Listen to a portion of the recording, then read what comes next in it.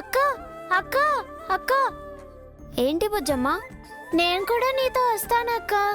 అంటే నిన్ను ఆశ్రమంలో డ్రాప్ చేయాలా? కాదు, ఈరోజు నేను మీ ఇంటికి వస్తున్నాను.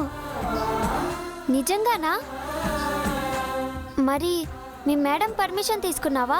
మా మేడమే మీ ఇంటికి వెళ్ళమని చెప్పింది. సూపర్ బుజ్జమ్మ. అదిగో డాడ్ కూడా వచ్చేసారు.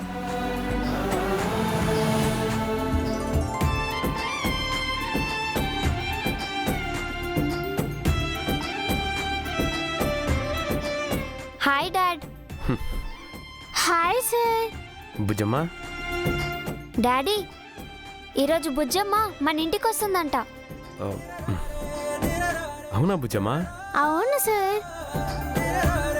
ఈరోజు రేపు నేను మీ ఇంట్లోనే ఉంటున్నాను.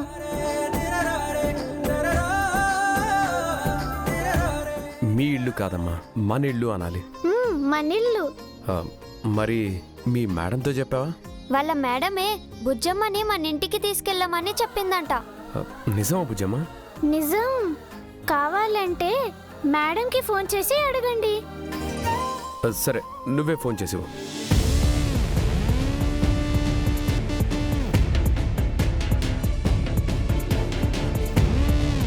నువ్వు ఏమైనా చేసుకోవే. మనోహర్ లాంటి క్రిమినల్ని నేను ఇప్పటిదాకా చూడలేదు.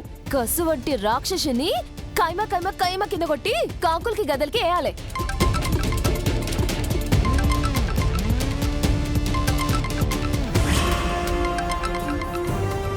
ఇదిగోండి సార్, మాట్లాడండి.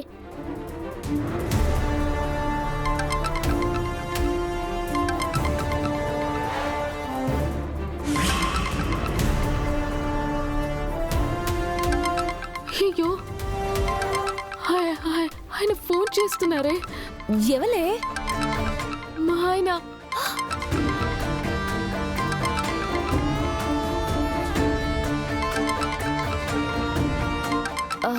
అవు, గీ కొత్త నంబర్ మీ ఆయనకు తెలియదు కదనే.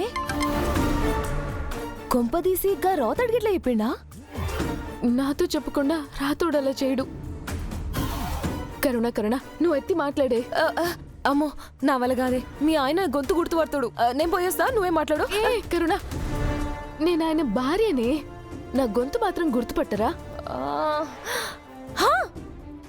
ఎఫ్ఎంలో గొంతు మార్చి ఇట్లా ప్రాంక్ చేస్తుండే కదా, గట్లని మేనేజ్ చెయ్యే.